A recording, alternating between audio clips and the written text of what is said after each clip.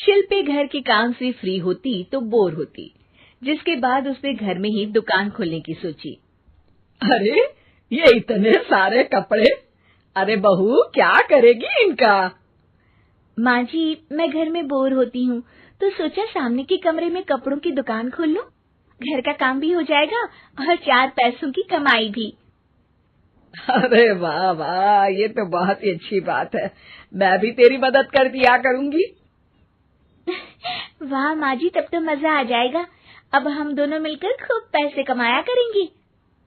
अब क्या था, सास बहू का काम चल पड़ा। एक दिन, अरे राकेश की माँ, सुनती हो? कहाँ चली गई? भूख के मारे पेट में चूहे कूद रहे हैं। अरे नंदिनी, कहाँ हो? भूख लग रही है। पापा कहाँ है माँ? पता नहीं बेटा, भूख लग रही है। आज तो किसी ने चाय भी नहीं पूछी। तभी सास बहू घर के अंदर ढेर सारे सामान के साथ आती हैं और वो भी हंसती हुई। अरे वाह बहू, ये तो बड़ी अच्छी मार्केट दिखाई तूने। बड़ा ही सस्ता सामान था। हाँ माँ जी, और ये सामान हम डबल पैसों में बेचेंगे, मजा आ जाएगा। अरे बहू, भूख लग रही है, कुछ खाने को दे दे। माँ क्या बात है, आज किसी ने पापा को चाय भी नहीं दी? अरे बेटा, अब 40 साल में तेरे पापा ने क्या चाय बनाना भी नहीं सीखा? अरे बेटा रहने दे अब इस बहस को। तुम लोगों ने वैसे बनाया क्या है? बहू परेशान हो जाती है और सास को अकेले में लेकर जाती है। माँ जी, आज तो हम लोगों ने खाना ही नहीं बनाया। अरे बेटा, बाहर के छोले भटूरों से पेट इतना भर गया कि याद ही नहीं रहा कि घर में ये लोग भी हैं खाना खाने के लिए। अब क्या किया जाए? तभी घर में एक महिला आती है। जी, वो सुना है आप लोगों की यहाँ साड़ी बिकती है, जरा दिखाएंगे क्या? हाँ हाँ, क्यों नहीं। माँ जी, आप इन्हें साड़ी दिखाइए, मैं तब तक पिताजी और इनके लिए खाने का इंतजाम करती हूँ। सास उस औरत को लेकर सामने वाले कमरे में चली जाती है जहाँ उन लोगों ने दुकान खोली थी। वहीं बहू भी किचन में चली जाती है। अब इतनी जल्दी क्या बनाऊं? पापा जी तो खाने के लिए भी बैठ गए हैं। आइडिया, मैं खाना बाहर से ही ऑर्डर कर देती हूँ। थोड़ी देर में खाना आ जाता है और बहू टेबल पर खाना लगा देती है। हे भगवान, कितनी कड़वी दाल बनाई है बेटा। नहीं नहीं पिताजी, वो क्या बात है नंदिनी, रोटी तो चबाई ही नहीं जा रही है, लग रहा है रबड़ खा रहा हूँ। एक तो इतने महंगे होटल से खाना मंगवाया और वो भी इन लोगों को पसंद नहीं आया। तभी सास नोट गिनती हुई बाहर आती है। वाह माँ जी, बड़ी कमाई हुई लगती है। हाँ, मैंने वो 2000 वाली साड़ी 3000 में बेच दी। अरे वाह माँ जी। दोनों सास बहू बहुत खुश हो जाती हैं।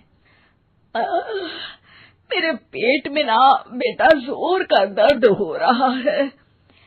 अरे माँ, क्या हुआ? पेट में दर्द? बाहर का कुछ खाया था क्या? मैदा तो नहीं खा लिया? मैंने छोले भटूरे खाए थे। माँ क्यों खाए? आपको तो पता है कि आपको मैदा सूट नहीं करता। चलिए माँ को डॉक्टर के पास ले जाते हैं। तभी अंदर से पापा की आवाज आती है। हे भगवान, मेरा तो पेट खराब हो गया। सब पिताजी के पास जाते हैं। पिताजी, आपको क्या हुआ? खाना बासी था शायद। अरे पिताजी, नंदिनी जानती है कि बासी खाने से आपकी तबीयत खराब हो जाती है, तो वो ऐसा क्यों देगी, है ना नंदिनी? वो खाना मैंने बाहर से ऑर्डर किया था। मैं और माँ दुकान का सामान लेने गए थे, इसलिए खाना नहीं बना पाए। क्या नंदिनी, दुकान के चक्कर में तुमने तो सारे घर का हाल बिगाड़ रखा है। चलो अब माँ और पापा को लेकर अस्पताल चलते हैं।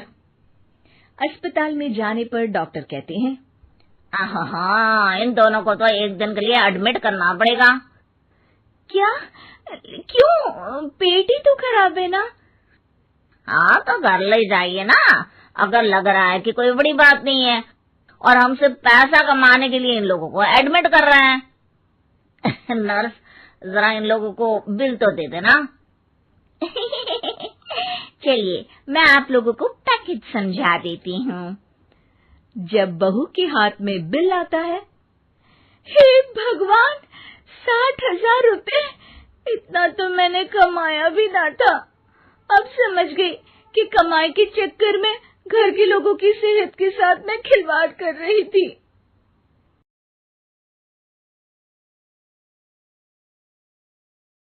अंकित और अनु भाई बहन थे। माँ बाप के देहांत के बाद बड़ी बहन अनु ने दिन रात मेहनत करके अंकित की देखरेख की और उसे पढ़ा लिखा कर पैरों पर खड़ा किया था। दोनों भाई बहन खुशी खुशी रह रहे थे। एक दिन, दीदी, मुझे जॉब मिल गई है। अरे वाह भैया, तेरी मेहनत सफल हुई। मेरी मेहनत नहीं दीदी, आपकी मेहनत। अगर पापा के निधन के बाद मेरी जिम्मेदारी आप न उठाती तो ये सब नहीं हो पाता। मेरी सफलता सिर्फ आपके बलिदान की वजह से है दीदी। कुछ महीनों बाद अंकित की शादी सीमा से हुई। सीमा बड़ी ही चालाकी से अनु से मीठा मीठा बोलकर घर का सारा काम करवा लेती थी और खुद अंकित के साथ घूमा फिरा करती थी। वैसे तो वो सिर्फ खाना बनाने का काम ही घर में करती थी, लेकिन अब उसे उससे भी छुटकारा चाहिए था। इसीलिए एक दिन, दीदी, मेरे हाथ का खाना अंकित को पसंद नहीं आता, क्या आप खाना बना दोगी प्लीज? अरे हाँ, ये भी कोई कहने की बात है, जरूर। सीमा इस बात से मन ही मन बड़ा खुश होती है और अगले दिन के झाड़ू पोछे के काम से छुटकारा पाने के लिए एक और तरकीब लड़ाती है। हॉल में जोर जोर से कराहने लगती है। उसके कराहने की आवाज सुनकर अनु हॉल में भागती हुई आती है। क्या हुआ सीमा? दीदी, लगता है मेरी कमर अकड़ गई है। वो क्या है ना, मुझे झाड़ू पोछा करने की आदत नहीं है ना। मेरी मम्मी पापा ने मुझसे कभी ये काम नहीं करवाया। अरे कोई बात नहीं, झाड़ू पोछा ही तो है, मैं कर लिया करूंगी। ऐसे ही धीरे धीरे सीमा ने घर के सारे कामों का बोझ अनु पर डाल दिया। घर का सारा काम अनु करती थी, फिर भी सीमा को अनु से छुटकारा चाहिए था। इसलिए एक दिन वो अंकित के ऑफिस से लौटने से ठीक पहले ढेर सारे कपड़े लेकर धोने का नाटक करने बैठ जाती है। अरे सीमा, इतने कपड़े? अब क्या करूं, अकेली पड़ जाती हूँ। करना तो मुझे ही है ना। अरे दीदी से मदद ले लेती। अच्छा, ताकि सारा जमाना कहे कि भाभी बड़ी ननद से काम करवा रही है। और वैसे भी दीदी ने तो साफ कह रखा है मुझे कि तुम आज जो भी हो सिर्फ उनकी वजह से हो, इसीलिए अगर उनके बनाए इस घर में रहना है तो काम करना ही पड़ेगा। ये सब सुनकर अंकित को बहुत गुस्सा आ गया। उसने अनु को बुलाकर कहा, दीदी, ये घर पापा ने बनाया था और इसमें मेरा भी हिस्सा है और मुझे वो चाहिए। ये सुनकर अनु को बुरा तो लगता है, मगर वो दूसरे ही दिन घर का बंटवारा करने के लिए वकील के पास चली जाती है। वहां से लौटते हुए अनु का एक्सीडेंट हो जाता है, जिससे वो दोनों पैरों से अपंग हो जाती है। अब मजबूरन उसकी पूरी देखरेख सीमा को करनी पड़ती है। एक दिन सारे कामों से थक कर सीमा अंकित से कहती है, अजी सुनते हो, अब मुझसे तुम्हारी ये बहन की सेवा ना होगी। अगर कल तक तुम इसका बंदोबस्त नहीं करते तो मैं घर छोड़कर चली जाऊंगी। अरे ये कैसी बातें कर रही हो? इस हालत में वो कहाँ जाएंगी? मैं कुछ नहीं जानती, बस कल ये इस घर में मुझे दिखनी नहीं चाहिए। अंकित अपनी बीवी की जिद के आगे हार मान लेता है और अनु को शेल्टर होम में छोड़ आता है। 3 महीने बाद, अजी सुनते हो, ये आपके लिए एक पार्सल आया है, ये लीजिए। अरे इसमें तो घड़ी है और एक चिट्ठी भी है। दिखाइए तो। अरे वाह, बड़ी ही सुंदर घड़ी है, लेकिन ये आपको भेजी किसने? पता नहीं, शायद चिट्ठी में कुछ लिखा हो। आशा करती हूँ ये घड़ी तुम्हें पसंद आएगी। रक्षाबंधन की बहुत शुभकामनाएं, तुम्हारी दीदी अनु। चिट्ठी पढ़कर अंकित की आंखें भर आती है। मैं दीदी को लेने जा रहा हूँ सीमा। अरे घड़ी भेज तो दी उन्होंने, अब क्यों जाना उनके पास? देखा सीमा, दीदी हमसे दूर जाकर भी हमारे बारे में ही सोचती है, और एक हम है जो उनकी सेवा से बचने के लिए उन्हें शेल्टर होम छोड़ा है। तुम्हारी बातों में आकर मुझसे ये क्या पाप हो गया?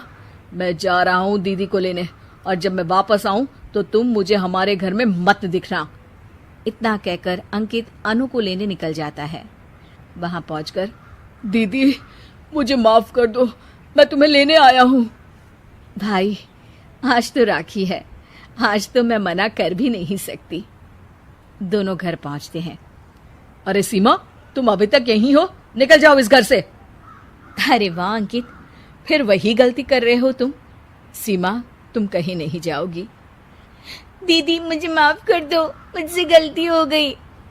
सीमा, आज ये समय माफी मांगने का नहीं है, राखी की तैयारी करने का है। चलो तैयार हो जाओ, तुम्हारे भैया के घर भी तो जाना है ना। ये सुन सीमा अनु के गले लग जाती है।